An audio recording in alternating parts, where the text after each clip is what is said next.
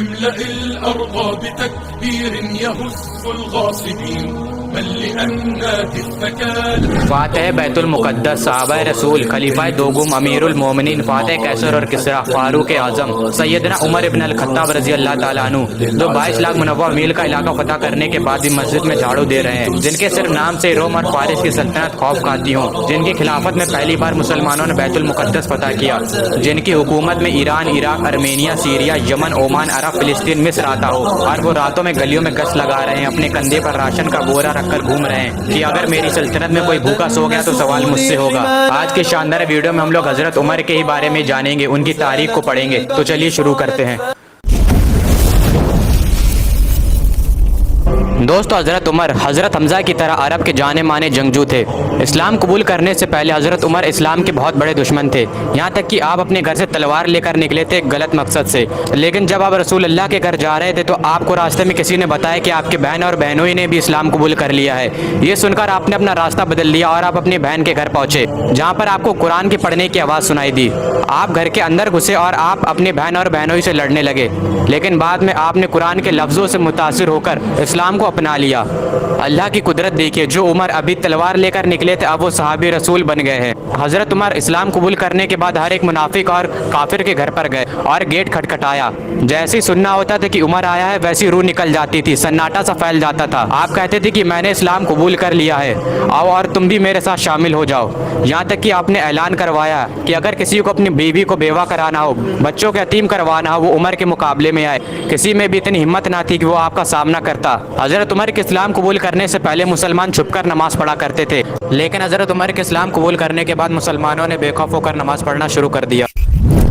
رسول اللہ صلی اللہ علیہ وسلم نے حضرت عمر کو فاروق کے لقب سے نوازا تھا، جس کا مطلب ہے سچ کو جھوٹ سے الگ کرنے والا۔ رسول اللہ نے فرمایا کہ اگر میرے بعد کوئی نبی ہوتا تو وہ عمر ہوتا۔ جس راستے سے عمر گزر جائے اس راستے سے شیطان گزر نہیں سکتا۔ اس دنیا کی تاریخ میں کیا کوئی ایسا بادشاہ، کوئی ایسا شہنشاہ اور کوئی ایسا حکمران گزرا ہے جو 22 لاکھ منوع میل کا علاقہ فتح کرنے کے بعد مسجد میں جھاڑو دے رہا ہو؟ آپ کی خلافت کا یہ عالم تھا کہ آپ راتوں میں گلیوں میں گشت لگاتے تھے کہ اگر کسی کو کوئی ضرورت ہو وہ میں پوری کر دوں، اگر میری خلافت میں کوئی بھوکا سو گیا تو سوال مجھ سے ہوگا۔ ایک بار آپ ایک گھر کے سامنے سے گزر رہے تھے تو آپ نے اس گھر سے روتے ہوئے بچوں کی آواز سنی۔ جب آپ نے ان کی ماں سے پوچھا تو انہوں نے بتایا کہ یہ بچے بھوک سے رو رہے ہیں، تو آپ عوام کے گودام میں گئے۔ وہاں پر حضرت عمر نے اناج کا بورا اپنے پیٹھ پر رکھا اور پھر ان بچوں کے گھر پر آئے اور اپنے ہاتھ سے انہیں کھانا بنا کر کھلایا۔ کافروں نے کہا کہ اگر ایک عمر اور ہوتا تو پوری دنیا میں اسلام پھیل جاتا۔ میرے نبی نے کہا کہ اگر میرے بعد کوئی نبی ہوتا تو وہ عمر ہوتا۔ اتنی عظیم ہستی حضرت عمر رضی اللہ تعالیٰ عنہ، جن کی سلطنت اسلام کے پھیلنے کے ذریعے سے بنی۔ حضرت عمرو بن العاص رضی اللہ تعالیٰ عنہ گورنر تھے مصر کے۔ ایک گھوڑ دوڑ میں ان کے بیٹے نے گھوڑا دوڑایا اور باقی لوگوں نے بھی دوڑایا۔ اس دوڑ میں ایک عام آدمی کا گھوڑا ان کے بیٹے کے گھوڑے سے آگے نکل گیا، تو عمرو بن العاص کے بیٹے کو غصہ آ گیا اور انہوں نے غصے میں اس عام آدمی کو مارنا شروع کر دیا۔ اس عام آدمی کے باپ نے حضرت عمر کے پاس آ کر فریاد لگائی۔ حضرت عمر نے پورے مدینے کو اکٹھا کیا، اس بچے کو بلایا، حضرت عمرو بن العاص کے بیٹے کو بلایا اور اس عام آدمی کے بچے کو اپنی لاٹھی اور اپنا کوڑا دیا اور کہا کہ اسے جب تک مار جب تک تیرے دل کو سکون نہ مل جائے۔ یہ انصاف تھا حضرت عمر رضی اللہ تعالیٰ عنہ کا۔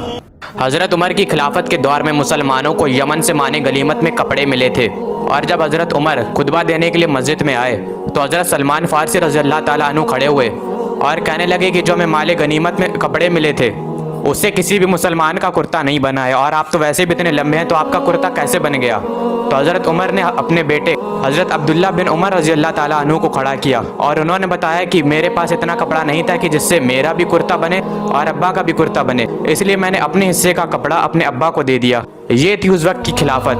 آج ہم کہتے ہیں کہ آج ہمیں بولنے کا حق ہے، اور وہاں پر ذرا سی چیز پر بولنے کا حق تھا۔ یہ دور عالم تھا خلافت کا، حضرت عمر کی خلافت کے دور کا۔ حضرت ابو عبیدہ بن زرع رضی اللہ تعالیٰ عنہ، حضرت خالد بن ولید، حضرت سعد بن ابی وقاص رضی اللہ تعالیٰ عنہ، یہ سب بڑے بڑے کمانڈر حضرت عمر کی خلافت کے وقت کے دور کے ہی تھے۔ حضرت عمر کی خلافت کے دور میں ہی سب سے پہلے مسلمانوں نے بیت المقدس کو فتح کیا تھا۔